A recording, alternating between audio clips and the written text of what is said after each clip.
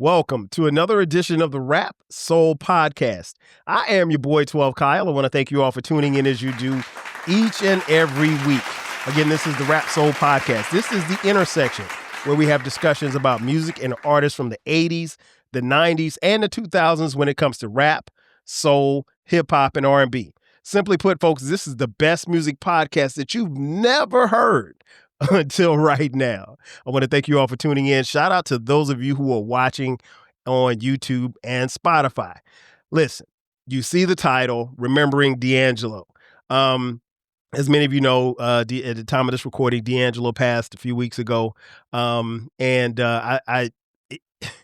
on my mind because I'm such a huge fan to talk about it.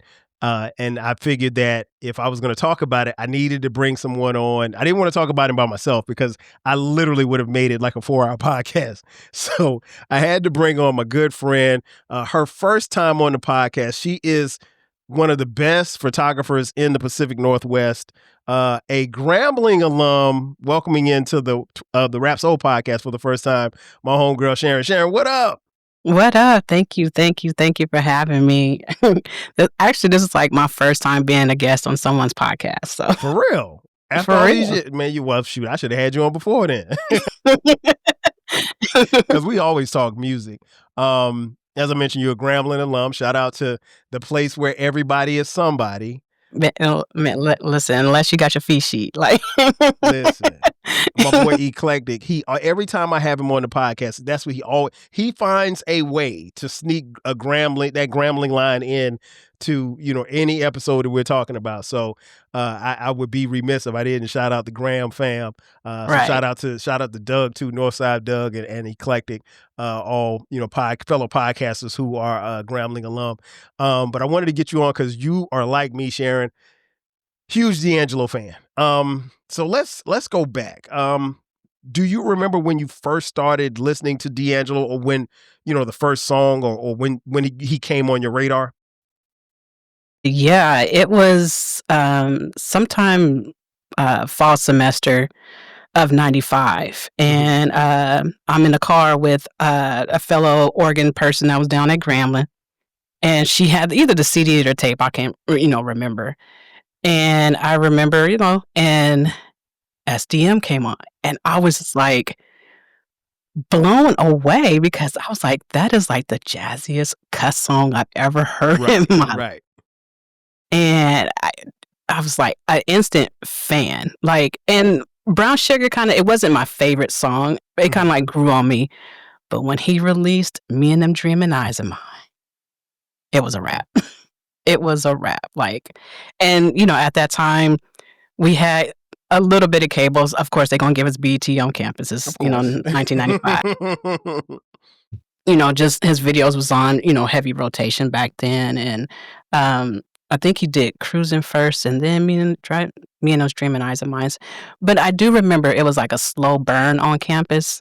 Like only like if you know, like Right. And then once Lady came out, that's when everybody else got on the bandwagon. And it was like, man, we've been listening to this for a while. Like, y'all late to the party. Right. We've been, bumping D'Angelo. So, Right. and, back then, we didn't have access to what other campuses was listening to or what was, in that HBCU, network. But I do remember his album being like a slow burn, like the early adopters. And then once Lady came out, it was like exploded. And No doubt. My roommate, she really loved that song. I'm trying to think. I think my first memories of D'Angelo, I didn't know who he was. I wasn't somebody who ran out and got the album the first day that it came out. Because again, he, at least to me, he really didn't have a lot of fanfare coming out. And I think my first introduction to him was the Brown Sugar video. And I saw the video, and like the thing that got me was him talking to the old man, like when the video started. And then when the music started playing out, I stopped. I remember distinctly stopping because I'm like, it sounded so different. The first couple of keys just sounded really different. And so I'm sitting here and I'm watching the video, and then they show him, and I'm like, okay, he looks a little different. He didn't look as polished like you would think a singer would be. Mhm. He looked like he had a couple of rough edges, he was a little rough around the edges. He kind of looked like a rapper, at that particular time. Or a Uh, dude that was on your campus, you know?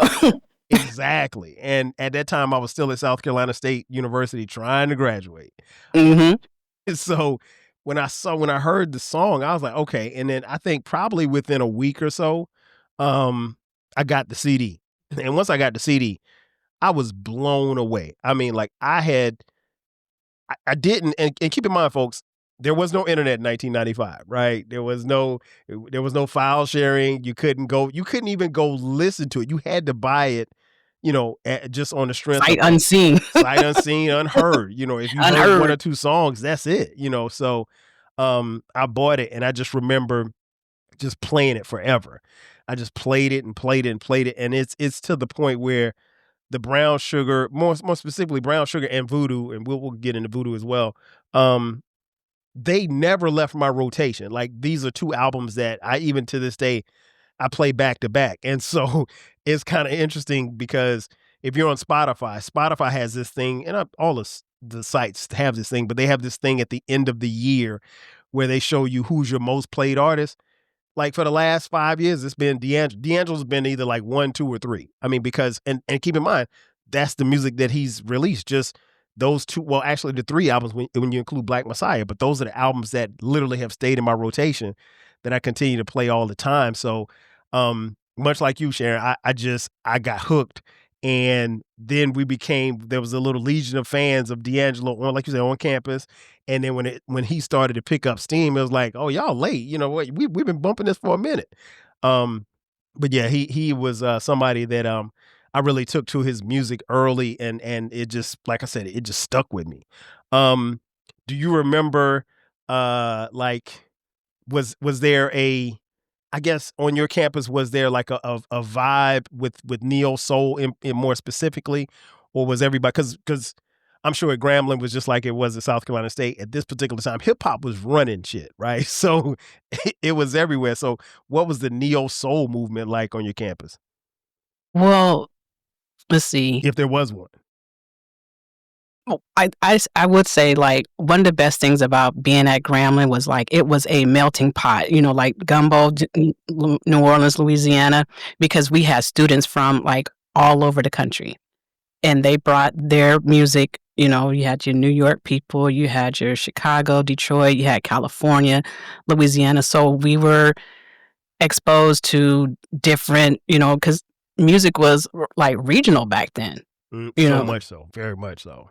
Very regional. That was my first time hearing, like, New Orleans bounce music when I got there in '92, and DJ Jimmy, that.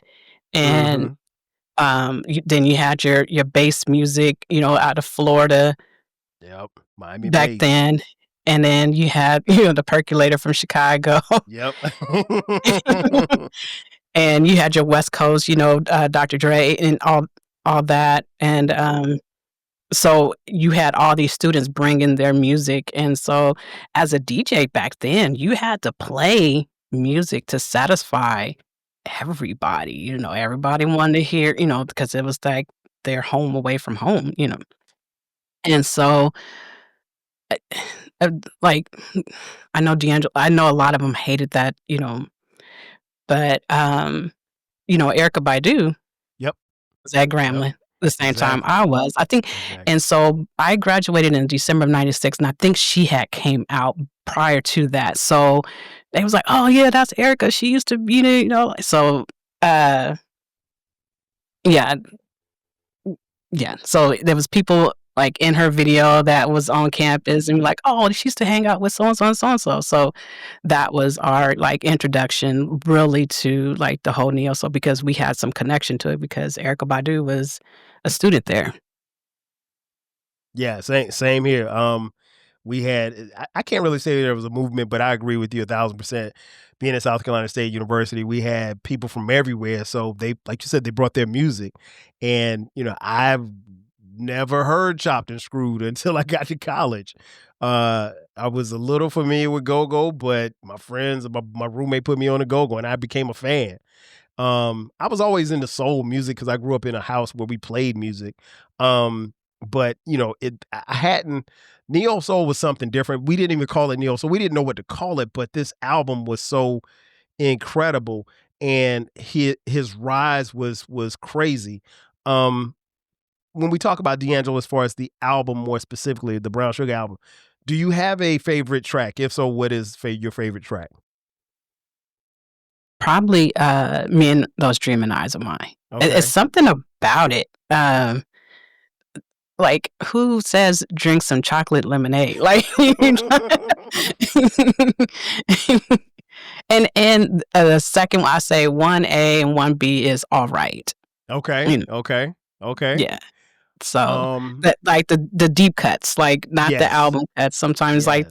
the album cuts. So, Me and Them Dreaming Eyes of Mine, and then Alright. Same. My favorite is Smooth.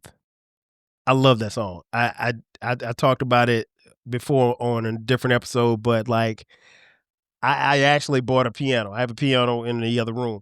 Now I don't play the piano. My kids played it at one point in time, but they've moved on. But I always said if I could learn how to play smooth on the piano, I would get rid of that piano because I wouldn't need it anymore. But I haven't sat down to try it. But that song is it is I hate using the word perfect, but to me it's perfect. Mhm. And just singing from that perspective, the thing that I just really got from D'Angelo was that he wasn't afraid to be sensitive or show all sides because it wasn't really gangster to tell the woman, look at you, you're so smooth. When I'm around you, I can't keep my Keep cool. my cool. I mean, like, who does that? No, no, that's nothing that a player would ever say. You even if you felt that way, you would never tell a woman like, I can't be around you because I don't know how to handle myself when you're around. But it was Yeah, real, and I felt that. that's I that felt it. vulnerability that a lot of them. Yes. Well, I Yes. mean, like, Jodeci said, "You got me fiending." Oh, hold on. "Hey, can't leave you Right. alone," or, Right. uh, what was the other one? Take my money, my house, and my car. For what All good of that. you? You You know, can have it they all. weren't af they weren't afraid to be a little vulnerable and begging, that begging Right. R&B music. Yes, yes. The begging So R&B he music. so D'Angelo takes off. He has a meteoric rise. Th- we've done episodes of as far as like so I'm not going to break down the songs or anything like that. But then he comes back 5 years later, 2000, with Voodoo, which a lot of people think is his best work. Um, what did you think when you heard Voodoo for the first couple of times that you heard it? Um, I remember getting the CD single of Left and Right, Okay. and I think it had maybe an instrumental, or maybe it, didn't have the rap Hmm. portion of it, and I remember the video coming out, and I was just like, "Oh, this, D'Angelo different," he oiled down and, shirtless and, he didn't have braids. I was like, "Okay," and then, um, I remember my friend at the time, God rest his soul, he did not like it at all because he Really? thought that it was gonna be Brown Sugar Part 2, 2.0. Okay. Hmm. And, he was like, "Chicken Grin," like, who makes a song like for like, he just didn't it he didn't understand that D'Angelo has evolved as a musician, as an artist, and he was able to, like, recruit, like, the cream of the crop to work on this album, Yes. like, if you look at the album credits, I mean, of course, Questlove was the co-pilot, you had Roy Hargrove, you had, Charlie Hunter, and you had James Poisner, and you had Pino Raphael Saadiq, Palladino. and Peanut, and so you had but as a average listener, that's not, what they looking for. They're looking for brown, like a very smooth, very polished. This was like it just sounded like it was like a jam session and they just chopped up some songs. Um, but yeah. It took like I said, it was different from Brown Sugar. And Mhm. so but once you listen to okay, Spanish Joy, okay, Right, right. one more again, Africa. Oh, Great Day in the Morning, the Great day breakdown, in the like morning. So Yeah, I'm with you. I was again, I was blown away. I remember going into it not really having any expectations of, and I think it's natural to, with as good or as great as Brown Sugar the album was, with that, as a fan, you would want to see the same type of thing. But artists have to grow, and Voodoo, when I first heard it, I was like, "Yo, this is crazy." I mean, like, I loved everything from the start, and people were always, I mean, as soon as it came out, especially once it started gaining some steam, it was like, "Oh, it's good, but it ain't as good as Brown Sugar." And I think for some people, it was a slow burn, and then it just really just took off. Um, and I mean, I would be remiss if we did not talk about the Untitled video. Um, when the video came out, Sharon, what did you think? I was like, "Oh." I'm like, that was 2000, so I was like 26, Mhm. I had my little first apartment or, my little Okay. apartment in a little 19-inch, but I'm like, every time the video came on, you just stared at it. I mean, it just stops you in your tracks. You got this Mhm. glistening brown dude with, perfectly braided hair, and he's just singing this song. And I think it made dudes like, man, I need to go in the gym, or, Yes. I need to work out, like, Right. but, for women, that video was a blessing and a curse, It was. as we would later, find out. But, um, yeah, it was just one of those, like, and I wasn't, like, lusting after him Right. like, a lot of women were, but it was just, like, Mhm. one of those, like, wow, like, You like, "I didn't know you could do that on the video." right. I thought it was good. Um, I wasn't one of the people that, I wasn't one of, well, I shouldn't say people, men, because I don't know any woman that was offended by it, but there were some men that were offended by it. Um, but I didn't have a problem with it, but I wasn't I think the biggest thing for me was that I had an appreciation for the song. So once I saw the video, I was like, "Okay, that's dope. That's cool. It's for the ladies, whatever, whatever." If I would have done it, but I mean, at the time, I was married, and we had, I think, yeah, we had Dion. Dion was like one, so yeah, it didn't offend me. I was into D'Angelo the artist, so what he looked like didn't matter to me. But I wasn't crazy enough to think that um he couldn't capitalize on his sex appeal, because how he looked in that Untitled video wasn't like how he looked in the Brown Sugar video. So, he No, that's why, because he just looked like we didn't see his physique because he sat behind a piano all the time, exactly. and he either had on some baggy jeans and some Timbs and a sports, jersey, or, Mhm. something, or later on, he did a couple performances, one with, David Sanborn. He has a suit, and he did that one performance with, Raphael Saadiq, that, they redid, Lady. Yep. And, Mhm. he had a suit, so So, yeah.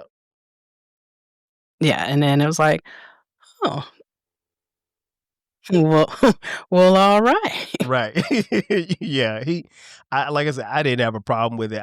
I thought, he did what he had to do, and it was good to hear Questlove later on explain how it got like that. He said they were recording, and it took them damn near 5 years to make this album, and they were recording it at weird hours. And if you know the story of, how this album got recorded, and the subsequent albums from Common, The Roots, Erykah Badu, all were recording around the same time in Electric Lady Studio in New York City. But he said he would eat late, and he said D'Angelo was gaining weight, and so he was already kinda pudgy a little bit, I guess, and so, like, somebody said, "Hey, man, why don't you get a trainer?" And so the thing was with him, he just trained like a madman, but the difference was that because there was no Instagram or Facebook, we didn't see it. So he went from, like you No. said, being behind a keyboard to, he comes in this video, and now all of a sudden he's got abs and muscles everywhere. Yeah, and the women were loving it, so I couldn't be mad at it. Yeah, I always laugh at the men who got offended by it, though. That was funny to me. right, and I was thinking, like, you know, after his, passing and, I'm on Threads and, Mhm. Facebook, and a lot of people either saw him during Black Messiah or they saw him during Voodoo, but I haven't really seen too many people that saw him during the Brown Sugar era, and I'm I like, did. I I saw him didn't. in concert. That's the only time I saw him in concert was the Brown Sugar tour. And he performed here in Atlanta at the Fox Theater downtown. And Okay, when I tell you that show was unbelievable, it was crazy. When he did Shit Damn Motherfucker, he did a rock version of it. Ended up smashing guitars, going into the and in fact, there's a not a clip from that particular concert, but there's if you just go to YouTube and type in SMDF or SDMF, you'll see it. It's someplace I think in like London, and it's like a 7-minute performance, and he goes bananas. Anthony Hamilton's one of his backup singers at the time, but I think that was when he was on the Voodoo tour. okay. But I caught the end of the Brown Sugar tour. Um, and that was one of the best concerts I had been to. I still will say to this day, it's one of his top 5 concerts I've been to in my life. He put on a show. Me and my wife Sharice went, and I thoroughly enjoyed it. I thoroughly and eventually, probably towards the end of the show, because he came out in a tank top. He ended up ripping the tank top off. The ladies went crazy. But it was just his musicianship. I really appreciated because he was in there, and he probably did like maybe because he did some other cover joints as well. Maybe a 2-hour show, and it was incredible. It was incredible. He I know, like, that Live at the Jazz Cafe was part of Yep. his promo tour, Mhm. and so, like I said, I missed him during that Brown Sugar run. Like, I was in Mhm. school up until December of '96, Same. and my dad said he came up to Portland, and I'm like, "What? He came to Portland?" But he couldn't remember, like, where, and I tried to look on the internet, but it wasn't like a, like, tour. Like, it was a promo tour, so Mhm. if he came to Portland, I don't know where, and I'm like, I must have, like, crossed paths or, so it was when he was on, the VH1, Men Strikes Back, and I watched that performance, and it was that. I was like, "I have to see him live." I was like, "I have to see him in concert," and so, Mhm. I'm not sure when in 2000 that came out, but not too long after that, announced a tour. Mhm. I shared this story on Facebook. Me and my friend Jackie, they said, tickets go on sale 10 o'clock. This is before you can buy stuff on the internet. We called Ticketmaster on the three Yeah, the good old on days the on the three-way. on the three-way, and it was like, all right, the best seats available was like row H, and I was like, hold up, we calling like at 10 o'clock in the morning. Like, Mhm. wait, I was like, A, B, C, D, E, H. I said, let's call back because we was trying to get the front row. Right, right, right. And, same tickets. We was like, all Mhm. right. So we got them. Day of the show, we get there, and Dilated Peoples was the Okay. opening act. Okay, shout out. I don't remember much about It's their okay. show. I It's I okay. for real. And so at the venue that we saw 'em, which is at the Schnitzer, it is usually where the Oregon Symphony performs, stuff like that. So in during the intermission, they have this little 3 little chime, like ding, ding, ding, like, "All Mhm. right, y'all get back to y'all seats." Right. So we heard the chime, and so we get to our seats, and we noticed there was 2 empty seats in the front row. D'Angelo about to come on stage. We looked at each other. We tiptoed to the Mhm. front, and we asked people, we was like, "Anybody sitting here?" And they said, "No." So we sat down. We was, like, in there like swimwear, like, "Oh, we front row now." Front row at the Hey. D'Angelo concert. And so, he came out. I think he opened to Devil's Pie, and by the time the 3rd song came, Mhm. people start rushing the stage. Now, mind you, this is like a seated arena or Mhm. seated venue, it wasn't Mhm. standing room only, Right. but by the time that 3rd, but it ended up being a standing room, and so I ended up in the front. I was, like, Mhm. pushed up against the stage because there was people behind me, and I was like, "Oh my gosh." But, during the show, he did shake my hand because he was, standing right there in front of me. And let me tell you something, the band was thumping so hard. There was a couple times I forgot D'Angelo was on stage because I was just, like, tuned in because, I mean, he had an all-star touring band. Right, right. Yeah, they were cold. They were so They cold. they was thumping. And Mm. so, I felt like one of them girls at the Elvis concert, like, "Hey." And so he stood, kinda, like, in front and, I raised up my hand and, he did one of these, Now and you I was like did you wash your hand afterwards? I didn't want to. Like I said, I felt like one of them, like, girls at the Elvis concert, like, "What? I'm never gonna wash my hand," I That's shook funny. D'Angelo's hand. But, yeah, and, it was, amazing. Of course, he did "How Does It Feel" at the end. Like, some Mhm. people had left because they thought the concert was over, and then they had to come back because he ended up, ended the show with, Untitled, and, after the show, me and my friend was hanging out, and so, at that time, I was keeping up with Questlove's blog on OK Player, Yep, yep. and, he made a blog post. There's a couple record stores that had, they was, uh, crate digging back then, and he was like, "Oh, get me out of this place," because he was spending a lot of money at Everyday Mhm, Records.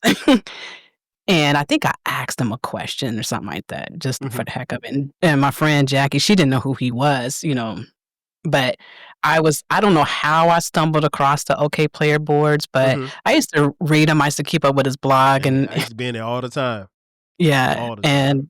and a mutual, like, group, formed out of, that we like. So, yeah, so that's my voodoo story that That's crazy. Now, I know you posted pictures, that look like I don't know, were they taken by you, or were those another photographer's pictures that you posted at a D'Angelo concert? I took those. Okay, wow, wow. Well, I had bought tickets to the show, Mhm. and, one of my homeboys, he was touring with either Jill or Bootsy Collins, it was Okay, one of them, and okay. then, I was like, "Oh, I would love to, like, photograph the show," and so Mhm. he made a phone call or something like that. He's like, "You Okay. get to photograph the show," so I was able to take like, that was like a career, like, Yes. I was Trust me, nervous because I was like those photos are crazy. right, and I'm like, "Oh my gosh, I get to photograph," and I couldn't really like, say anything to anybody, Mhm, like, keep it on the low. mhm. But yeah, but I had met the band the night before. How did I meet them? NDRE's drummer at the time was cool. I forgot how it Mhm. came together, but he knew the keyboard player and then sent a message to the keyboard player like, "Yo, homegirl Sharon is in Portland, da da da da da da." And so I met him downtown at the Bite of Oregon, and then a couple other band members were with him. So we just connected and went back to the hotel and in the lobby, and they had this piano. And when I say shenanigans, they were in rare form that day. Like it was, and they were just playing it like because it was their day off, so they got a Okay, chance to okay. kind of That like makes sense. let their hair loose. But I captured some footage and it was just so hilarious. Cause then the next day when they was on stage, it was all business. Oh, yeah. That's how it is. It That's was how it is. it's all business. But that day they said one of them told me that like that's the funnest they ever had. It's like a day off in Portland, Mhm. and their hotel lobby had a piano and it and a Jerry curl wig and yeah, That's funny. That's funny. Yeah, shenanigans galore. I remember seeing the photos and I was like, "Man, no," and I mean, like, you took some really great I mean, you always say great shots, but those are some really, really dope shots, and it was just, it was just interesting to see that because, well, given the fact that I know you, so it was like, "Man, Sharon's up close and personal with D'Angelo," like, so it was wild. Um, and then, his career obviously takes off. He gets accolades, all this stuff like that, and then we go, for the better part of 10 years without hearing from D'Angelo, and when we did hear from D'Angelo, it was always something trouble. it's well documented. I'm not going to get into it. Arrest, car accident, drug, rehab and stuff like that. So he was dealing with some things. And, I think, and you touched on it a little earlier, the thing that I think people didn't understand or didn't get where he was coming from was that there was a lot of things said about the Untitled video and his reluctance to be objectified, because he made mention, he was like, in several interviews, he was like, I would be on stage and I'm, 2 songs in and, people yelling, "Take it off." And he's like, I felt like a piece of meat. And while you understand that, but D'Angelo, if you're a fan, you understand also that D'Angelo's a musician. He's a musician at heart through and through. So he Mhm. wants you to appreciate the art. He don't, I mean, the sex sells. We know sex sells. I mean, that's just be foolish not to think that. But what did you think about how he handled that or didn't handle that part of his celebrity? Like like I said, like, I was at the show at the Voodoo tour, and, Mhm. there was a white girl next to me with curly hair. I remember because her hair was, like, in my face, and I'm like, you know and, she was one of those, like, take it off type, didn't know Okay, none of the okay. s words of the song, like Don't you just that, hate like, those people? They don't know like, none of "What?" the songs, but they at the concert in the 'Cause they front wanna row, see in the right, way. in the way. And I felt bad, and just wondering, like, did he have somebody to talk to, or did he have somebody like a support system, or and the record labels, they like, we want another hit, like, we want, let's capitalize on this, and so they probably didn't understand, you know what he was going through. He's a PK, they didn't go to Right. church, naked. They had on a suit and tie and, Right. choir directors. So, like, yeah, um, I I really did feel bad for him because he was really, really about the music, always have been, you know, the sex, that was just like a byproduct, Right. And, I wonder, like, had they shot a different video, had it, had the same effect, Mhm. We don't know, but Yeah, we'll never know. I think, and what's always interesting to me is that D'Angelo didn't do a lot of interviews. I mean, if you could get sound bites here and there, that was cool, but considering as for somebody who was as popular as he was, he didn't grant a lot of interviews. And he did a sit down there. I think it was 2 night sit down with Tavis Smiley. Mhm, At the time, Tavis Smiley had a show on PBS, I think. mhm, And it's funny because I watched it yesterday. I hadn't seen it probably in a couple of years, but just his openness and his vulnerability. And I mean, like, you could just really tell, and you and I have talked about this before, like, there's some people who are strictly, I mean, just artists. Like, one of my favorite rappers, Fonte, an artist. You know what I'm saying? Like, these are they love the music. And I just one of the things that I was able to take from that interview was that, not that he understood how and why it got to the point where women were yelling, "Take it off," but he wanted you to come to the show because he wanted to share the funk, he wanted to share the feeling, the soul, everything, because he put so much into the music. mhm, And, if he was somebody that was just kind of mailing it in, somebody just pushing buttons, I don't think it probably would have bothered him as much. But I think there probably was a time where, he probably didn't really know how to handle it. mhm, And listen, I'm a guy. Most guys would be like, "Hey, if I had millions of women fawning on me, I'd take it to." Yeah, you probably would until it became, something that you didn't want. mhm. Um, and so he had some controversies, and then all of a sudden, this Black Messiah album comes out, um, in the middle of the night in December. Like, I never forget. Remember being on Twitter? Same, same. We was What probably on there together, like, what together talking about it. Right, right. like, D'Angelo dropped, like, what, like, it was like a seismic shift, like, it just changed everything, what D'Angelo dropped. Like, what I'm It texting, would I think I it would text my be cousin Shannon, like, "Hey, D'Angelo got a new CD." right. It would be the equivalent of what the kids say now, break the internet. He literally would have broken the internet. And it was delivered on the internet, but yeah, what did you think when you heard Black Messiah for the first couple of listens? It took a while, like, when you first listen, you kinda, like, listen, like and then once you get, deeper into it, like, my favorite is, "Till It's Done." Yes. Same, same. Same. Favorite song. Um, I don't know what it is. Maybe it's, like, the melody or, um, and I'm well, we know, like, Questlove had leaked, Mhm. "Really Love," so we Yep. kinda, like, knew that song already. Um And, Sugar Daddy and Another Life. Oh, no, I like Another Life too. Yeah. I love Um, it. I love it. and, what's the other one? Back to the Future. Mhm, Yep. yeah. Yep.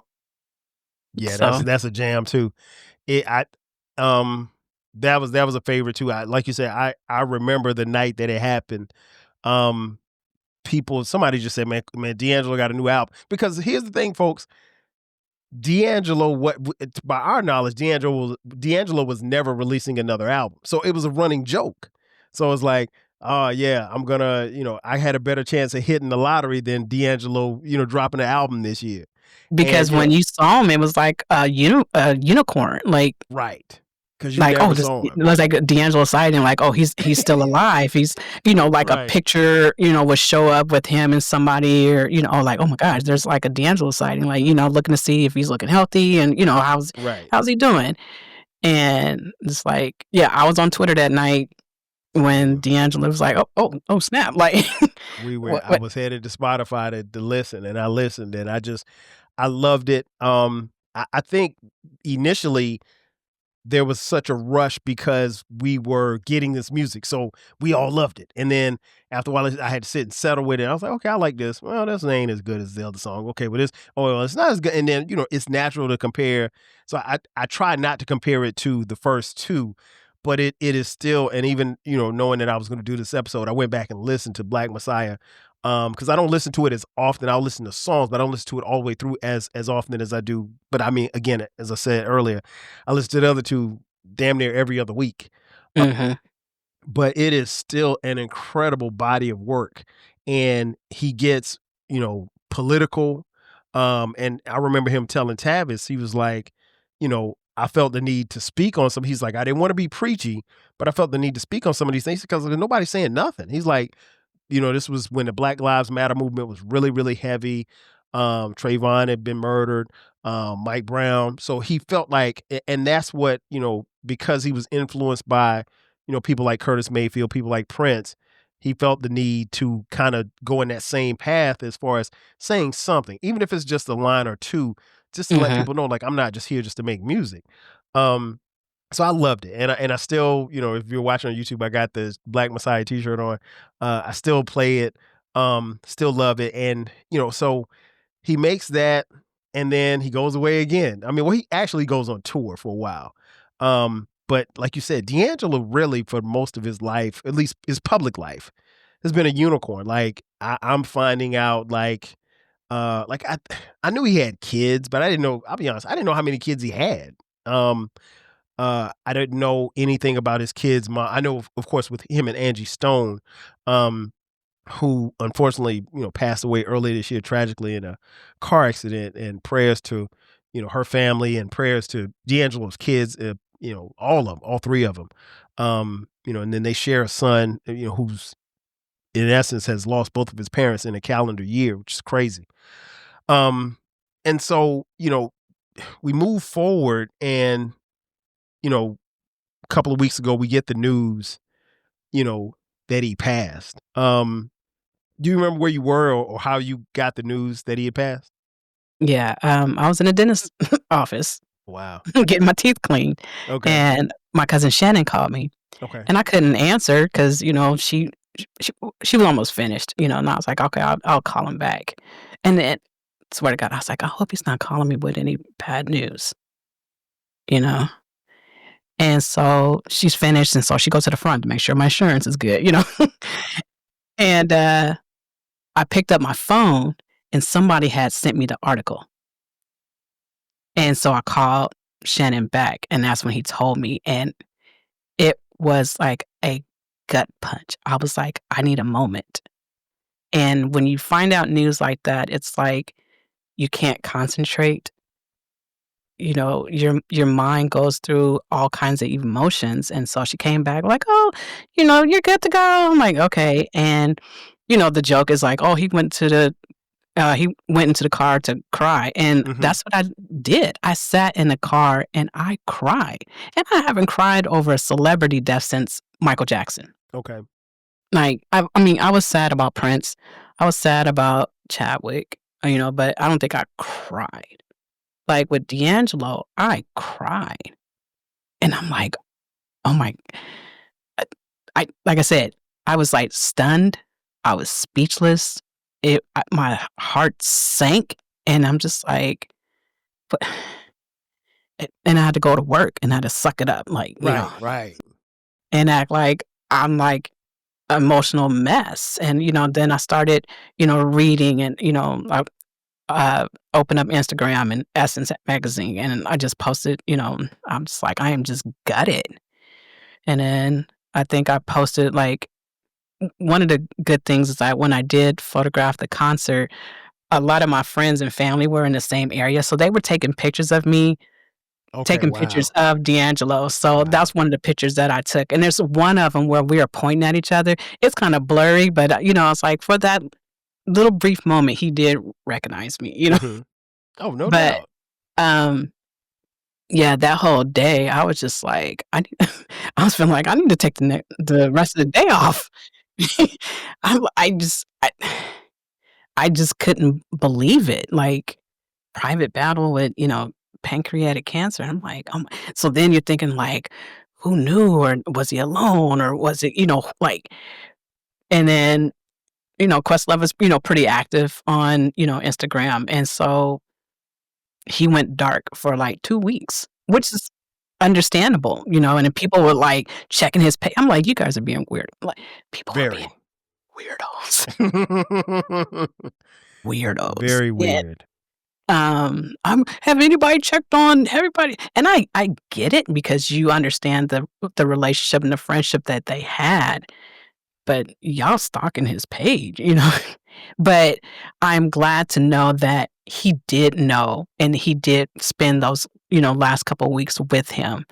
Um, and he was able to his kids was with him for I think 3 days before he passed. So that gave me comfort that, and I think Raphael Sadiq went to go see him also because the day he passed, he had a show in Nashville, and, he take his people's phones away, so you can't record anything. Right, right. But, I think I believe I read, people that went to the show said, he did spoke on it and, he was a little, emotional. So yeah, eh, still, and I'm reading people's, tributes, and I'm getting emotional, like, and I'm a fan, like, Right, right.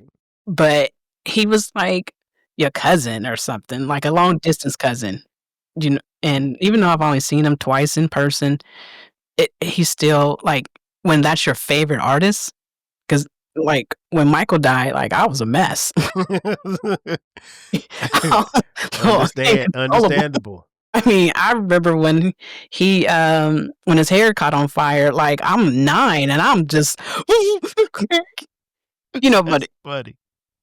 and yeah, yeah, I have more to say about that. But, yeah, so, like I said, when you see the year of your birth into 2020, like, it hits differently. It hits differently, so,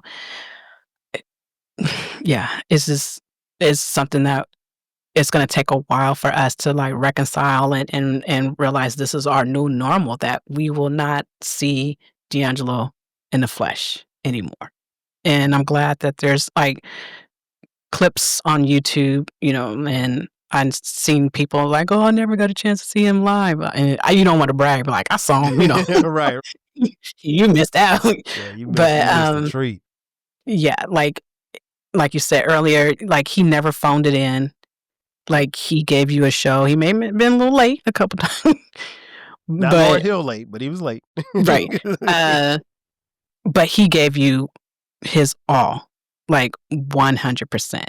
And then one of the irritating things was like, "Oh, a tribute." Like, he y'all, like, calm down, Yeah, relax.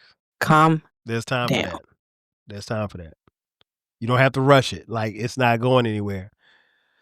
I it's interesting to hear your story because mine was very similar. Um, I got a text from a homegirl, Shelly Shell, and she said the text just said, "Did you hear that D'Angelo died?" And when I saw it, I'm like, I'm thinking D'Angelo Russell, the basketball player. Seriously, I'm not thinking because and I did the same thing with Prince. Like you we all know we all have a clock. You know what I'm saying? And prayerfully we're here for another 100 years. Realistically, we probably won't be, right?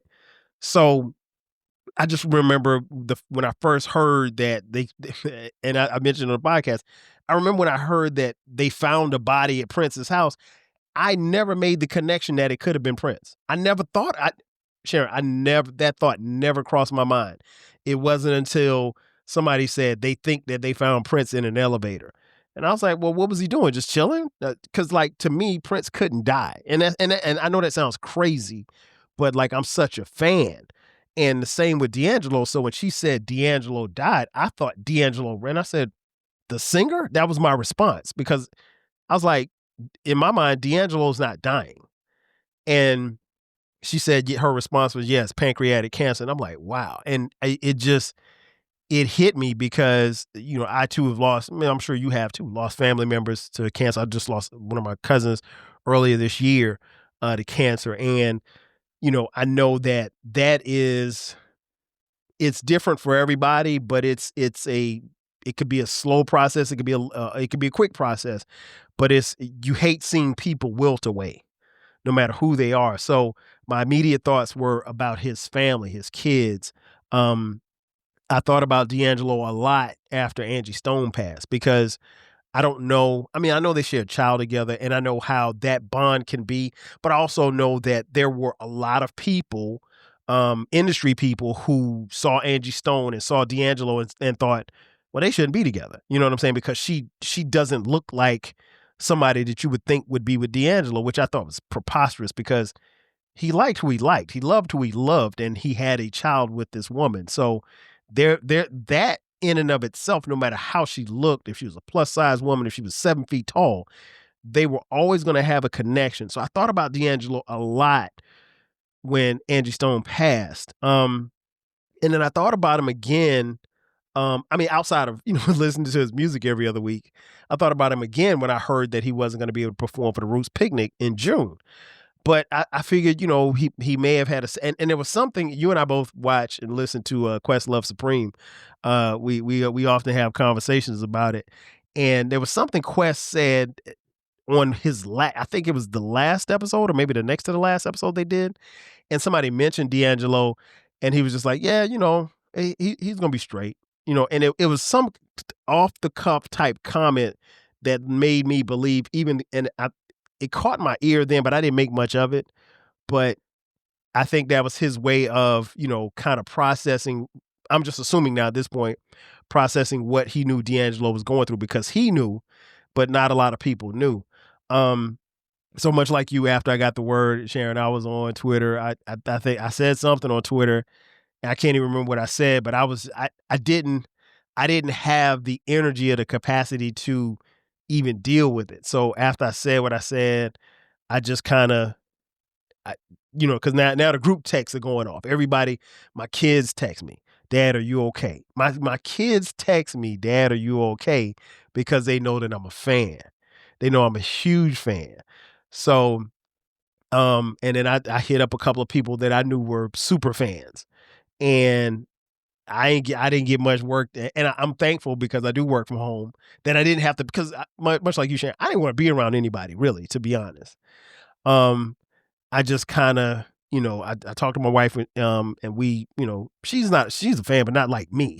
But she knows I'm a super fan. So Mhm. she was like, "You want to talk about it?" I was like, all I could do is just shake my head. Like I didn't really know what to say because, like you said, D'Angelo was like a cousin, and I understand that, like I said, these musicians, they're gonna leave, at some point one day. Smokey Robinson's gonna leave, Stevie Wonder's gonna leave, Andre 3000 gonna leave. All these people are gonna leave. But like I never thought that Prince would leave and leave abruptly. And like his death, Fife Dog from A Tribe Called Quest. Fife literally felt like a cousin of mine. So, and I never met Fife before, never seen Tribe perform live, but I grew up with their music. I literally grew up with their music. So it's personal. And the same with D'Angelo. So it like you say, I'm still getting used to it. And it's interesting because the algorithms on Threads are different now. So every time I go on Threads, when I go on Thread, and I don't on Threads a lot, but when I go on there, I see D'Angelo tributes or comments about D'Angelo.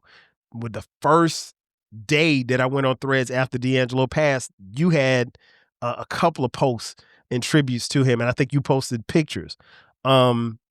So it's been these last couple of weeks, and I'm glad that I kind of waited because, like, everybody's going to talk about it or what have you, but it's just been it's been tough. I mean, I'm not one of those fans that I've always listened to his music, so he's been constant. So it's not like I had to, you'll hear about a celebrity death and you'll see people post, "Oh, let me go listen to their music." Well, no, I've been listening all this time. So that ain't nothing new. Me tell you something, that weekend before it passed, and you can Mhm. see my screenshot, like, I was in the car and I was like, "What am I gonna listen to on my commute?" I said, "Let me revisit Voodoo and Brown Sugar." Mhm. And I don't know if it was like, I don't know. But I was like, "Let me," 'cause listening to your car is, like, different than listening It to your is. house. Like, It is. I mean, I ain't got the best, like, boom boom system in the car, but, you know, Right. and it's crazy, like, and then a couple days later, and I'm like, "Why did I listen to," why did God or, lay on my heart to, like, let me revisit, Voodoo and Brown Sugars. I haven't listened to him in a while. Like, I watch his or somebody, God bless him, Mhm. uploaded, like, one of the shows from LA from House of Blues, Okay. and it's a board recording. And a lot of times I listen to that because sometimes, I'm editing photos and Mhm. I need something to, like, sustain me while, Right, right, right. and, like, I've probably seen every live performance on YouTube, every, audio recording, um, of D'Angelo. So a Mhm. lot of people was, like, rehashing, like, clips, like, "Oh, did you know?" I'm like, Mhm. and then some people on Thread. What Yeah. made me a little irritated was that it was, like, brands and a couple people that I follow, they were using his music in their reels and, they post. I'd be like, Mm, mm, mm, or mm. or, um, my reaction listening to D'Angelo, like, the YouTube videos, like, "You shoulda Right. did this a couple years ago." Yeah. Yeah, Like, and it sounds like now you're trying to profit off the fact that his name is in the algorithm, so you know that people are gonna tune in, and so now you're gonna have, people listening and watching. I was I like, never wanted to do that. I never wanted to do that because I want people to, even this episode, I want people to hear what real fans sound like, and I'm not, there will be people that will listen and watch, but I don't need to have 1,000 people listening and watching. It doesn't matter to me one way or the other. This episode is for us and for our fellow fans. mhm, Um, you mentioned Questlove earlier. I immediately, after I got over the shock of it, I immediately thought of him and, his brotherhood with D'Angelo. We all heard the story of how they hooked up and linked up. And, you know, we, like you said, he went dark for like 2 weeks. And I much like you, I got pissed off because I went on Twitter and I saw somebody the as soon as I opened Twitter, just it's not what it used to be. You and I no. are Twitter vets. Right. We're Twitter OGs.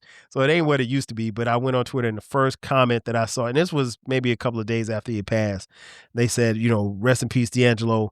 I'm waiting on Questlove for his response.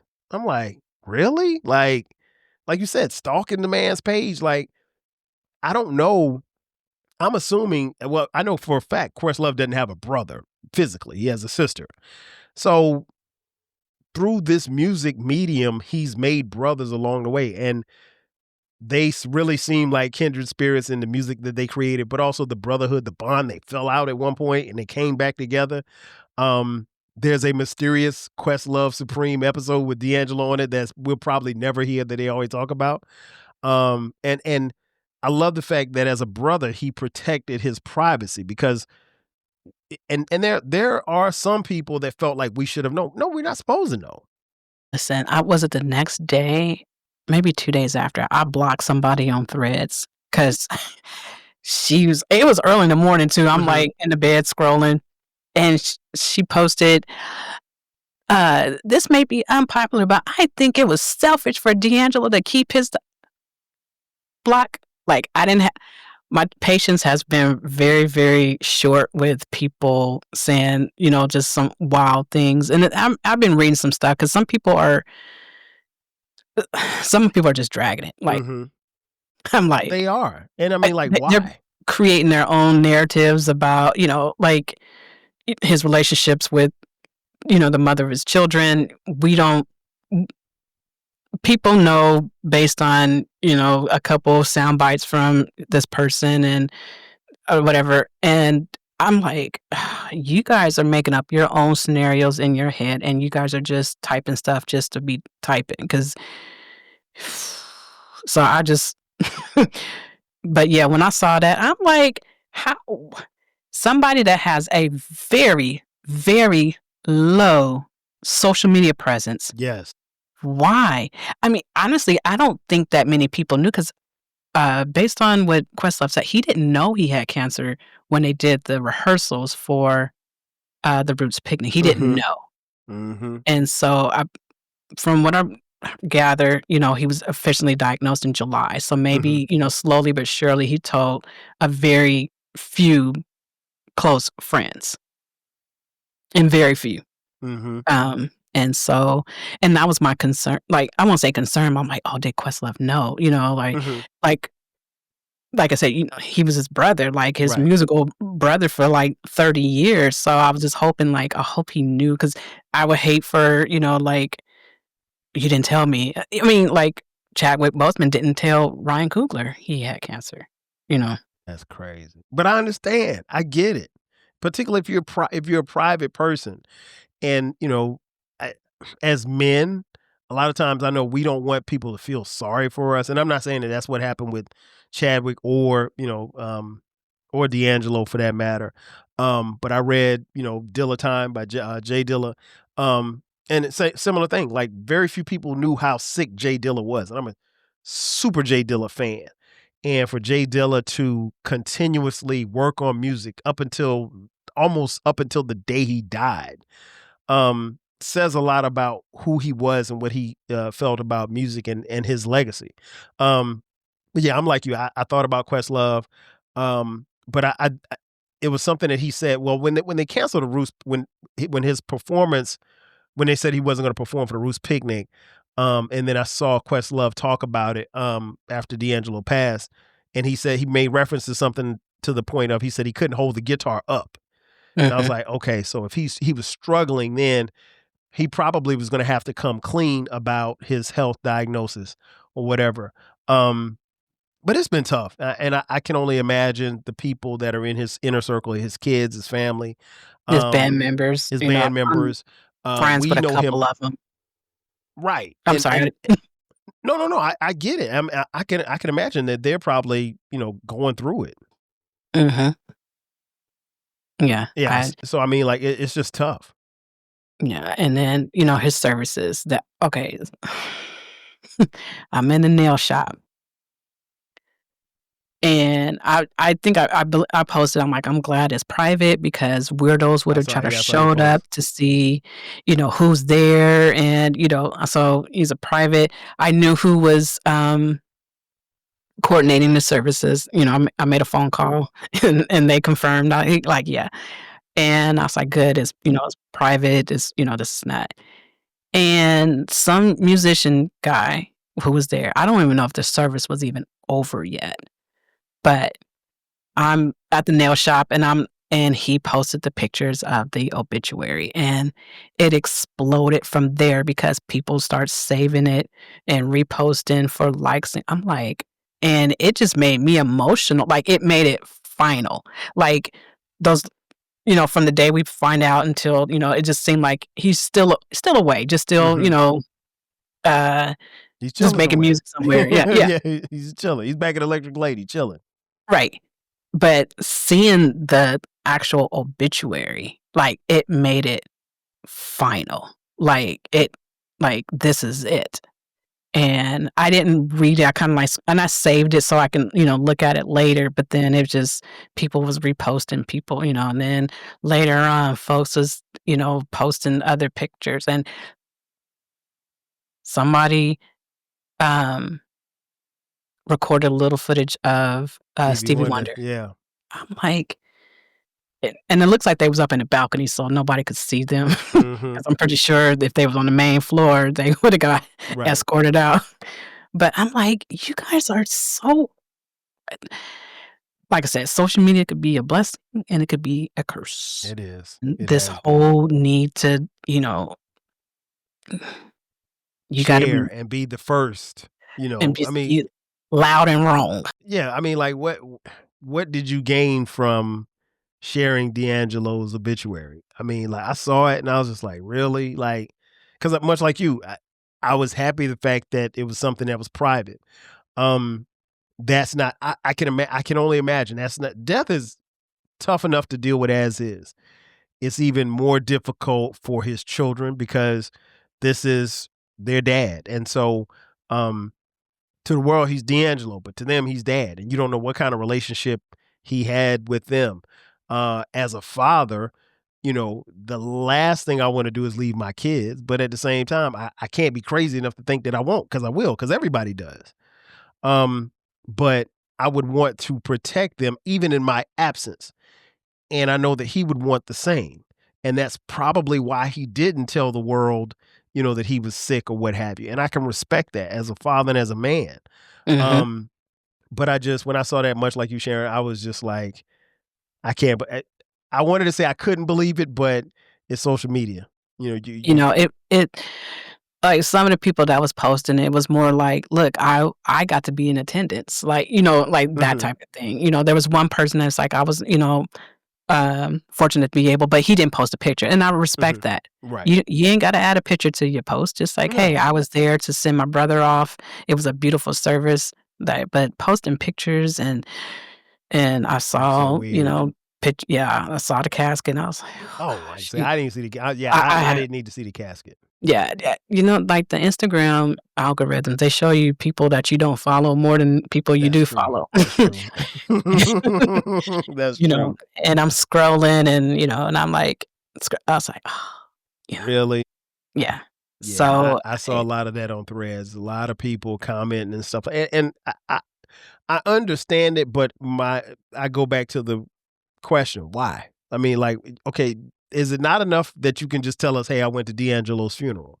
I mean, I don't know that you're gonna gain any money from going to his funeral, but, maybe I don't know, maybe if you sell the obituary to TMZ for $100, you get 100. I don't know, but I guess, like I said, you and I are social media vets. We're Twitter vets. We go way back to when nobody was on these social media programs. So, um, I think ultimately, like you said, it's final. Um, so then people talk about legacy. What do you think D'Angelo's legacy is? that he didn't compromise and he made music on his own terms. Um, there's I won't say rumors, but, he was working on some music, and I think he was working with Raphael Saadiq, so, on their own time when they feel like it's the correct way to release it to the fans, because it's been 10 years, like, since Black Messiah was dropped, so it's That's like crazy when you think it's about like it.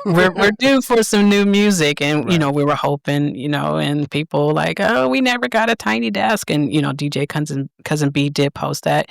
It was in the works, um, Wow. like, That would have been he dope. reached out to, somebody in D'Angelo's camp, and they was working on something. So he people's like I said, people make up scenarios. I mean, like, I get so frustrated because I be like, "You don't know what you're talking about." But Right.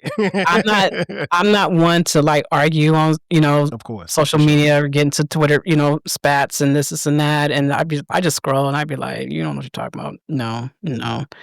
You wrong. No, that's not correct either." Um, but yeah, it was in the works, or, he was aware, and I think he agreed, and, maybe he was sick, or, and we don't even know what he looked like. And I don't wanna know. I don't need to know how he looked the last time I saw him. It's fine with me. Versus. I think it was Versus, Yeah, the we was verses. And he was cool as hell. He had the cigarette, and I never forget he was playing Nothing Even Matters, and I was like, "Yo, if Lauryn Hill comes out, I'm gonna lose my mind in my house." And her came out, and I love her. She's so dope. But it was good seeing D. You know what I'm saying? So it's like, um, I agree. I think his legacy obviously is in his kids. Um, and I think his legacy, I think, is like you said, just being himself, his authentic self. And he was funky. And that's Mhm. that's the thing that I will always remember about D'Angelo. Everything that he put out was funky. Yeah, Um, and you can see it in his live performances, and people are like, "Oh, who's the next?" Da da da da da, and then ain't no like, next. no, we can like I did offer one artist, but they don't do the same type of music, but energy is on 10, band is tight, you can hear those musical influences of, James and Michael and Mhm. whatever in their live performances. And, it's a big party, and, like, I've seen this artist plenty of times, and it's he never phones it in. So, Okay. um but he does, like I said, does a different type of music, so Okay. he wouldn't be, like, on the same Mhm. oops, on the same, like, lane as, because he does different type of music. So, Okay. um, but yeah, I don't think anybody could fill his shoes, because that was, like, authentic. That was nothing you could, fake. Like, it was in him. He was a church boy, and he carried that with him through all his music. Yeah. There's like, you can't take the church out of him. No, you couldn't. And I don't know if you watched the documentary, Devil's Pie, I but did. yeah. Mhm. So that one, it filled in some, because I remember the trailer coming out, I'm like, oh, what? And then Then it it disappeared like nobody it knew disappeared. anything that happened. Right. And then, poor lady who made the documentary, they've been chopping up her stuff and creating Oh, content. man. And I mean, like, it's so many people that because what happens is people are taking bits and pieces of the content and they're putting it out, and then you always see in the comments, "Hey, where's the rest of the video? Where can I find the rest of the video?" And nobody's saying it because they don't wanna refer them back to the original Devil's Pie, documentary. But yeah, I saw it. I thought it was dope. I've loved seeing some of the videos. I've loved seeing some of the interviews that I didn't see when he was alive. Mhm. Like I said, I went back to that Tavis interview, which I thought was if you guys get a chance, go back and check out that Tavis Smiley interview. He was very open, and Tavis, I have my issues with Tavis, but he asked some great questions. I hate when people get it. When my favorites get interviewed and you ask them these cookie cutter questions that, like, yeah, we know you were born in Richmond, but I mean, like, tell me about your upbringing. Tell me about being in a Pentecostal church. Tell me about, and D'Angelo mentioned, and I always laugh when I see him talk about this part, but he talked about how the old people and the old women in the church used to tell him, like, "Hey, now don't you let the devil take your talents." Meaning, like, they didn't want him to take his music and take it to the secular world. But that's how we got to know Michael Eugene Archer. The world knew him as D'Angelo, but he was just Mike or Big Mike Mm, to them. And but no, his legacy will live forever. I think one of the great things that I always say about artists, particularly when they pass, is that we bring them back to life every time we press play. mhm. So I find solace in that, and I've never stopped playing his music, so I ain't about to Right. stop now. Um, Any final thoughts on D'Angelo before we get out of here? Man, I feel like I, like, grew up with him, like, we were both 21 when, that's when you're, like, an adult, Hmm. and, you grew up with his music, and I'm just grateful that I got a chance to see him, in person, in concert, and, I got to experience, like, a real D'Angelo show, and not to, like, brag, but I'm not relying on YouTube clips 'cause, uh, Right, right, right. but, yeah, it I'm still sad, and I'm Hmm. still like, "Oh my gosh," and I'm wearing this Michael because they released, the trailer yesterday, and you're The just like trailer's crazy, right? trailers, like and social media, they got to whine and complain. It's they've made their whole life, like, being a career whiner and complainer. I I'd be don't pay like, him no attention. I don't. I just I'll be I there just when scroll. that movie comes out because I'm a Just fan. just scroll. That's That's it. That's it. that's all I do. I just scroll. I'd be like, "Oh my gosh." But, yeah, I know his daughter, is a singer, and she released a song, like, a couple weeks ago, and, his son, so his legacy will, like you said, will live through them, and, based on the mother of the youngest one, he, is plays multiple instruments, and so he may do something. He may not do the same music as his dad, but, he may, forge his own, lane, and do his own type of music, so, yeah. I think my final thought is something I've said before. I'll say it again. Brown Sugar, the song, is about weed. It's not about a woman. I love how he cleverly wove that in. You can debate with your mama. Right. Um, to me, and I'm clearly in the minority with this, but I think Brown Sugar is slightly better than Voodoo. I'm not gonna argue with anybody if you said Voodoo's better, but I think Brown Sugar is but in fairness, I think part of that is because I had Brown Sugar for a long time, and I We sat all with it did. for Look, a for long 5 time, years. for 5 years, and, much like you said, Sharon, I love the fact that, you wasn't gonna move him to make another album. He was gonna do it on his time. So, he did a lot, he sang a lot, and he made me feel good. And he made me feel good about the music, and Imma forever be a fan. I'd be lying if I said I was disappointed that he's no longer with us, but like I said, I bring him back to life every time I press play, and I can be at peace with that. I just hope that he's at peace. Um, Somewhat misunderstood, I think, to some degree, Mhm. but he's an artist that loved music and he loved people, and at the end of the day, we can't ask for much more. Um but Sharon, I gotta thank you for coming through. I Thank you for appreciate it. having me. Anything you want to plug or tell folks where they can find you, or you could just be like, no, I ain't put my business out there. No, like I said, this is my first time ever being a guest on anybody's podcast, so Well, you it got was a dope, fun. you got a dope microphone too. Listen, it was it was on sale at Best Buy. I've been wanting one, and I was at Best Buy. I was like, "You know what? Let me There you let me go. get this thing." And so, uh, my coworker was like, "Oh, you got it." I'm like, "Mm." So, um, yeah, I'm just gonna, like, wait and see what happens with any new music like anybody else. Continue to, play his music, watch all the videos on YouTube Yep. because that's Yep. all we got, and, just be supportive of, his, bandmates, and their projects and, just give them space to, that's the That's thing, just to give them very some space important. and grace. Yeah. So, Yeah, I again, I want to thank you for coming through.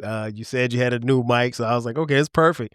Um, it won't be the last time. We got to do this again because y'all don't know this, but she's a huge music fan. I mean, well, you probably know this by now, Huge music fan, very knowledgeable, fellow HBCU grad as well. Maybe we have to get you back on and talk about, maybe get you on the 12 Kyle podcast to talk about your time at Grambling.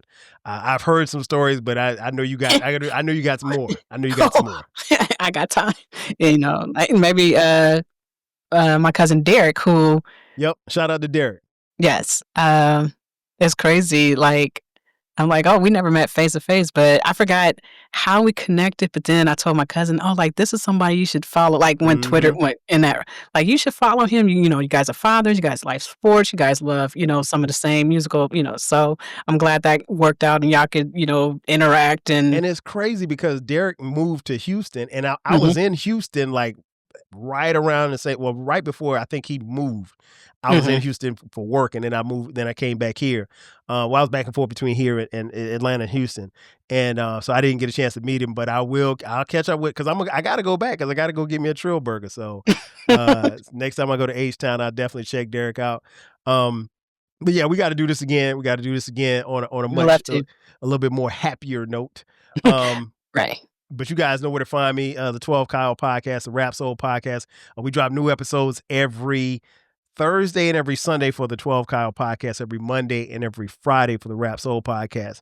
That's going to do it for us. So for the great photographer slash music fan slash HBCU Graham fam alum, my homegirl Sharon, I am your boy 12 Kyle. We'll catch you guys next time. 5,000. Chill.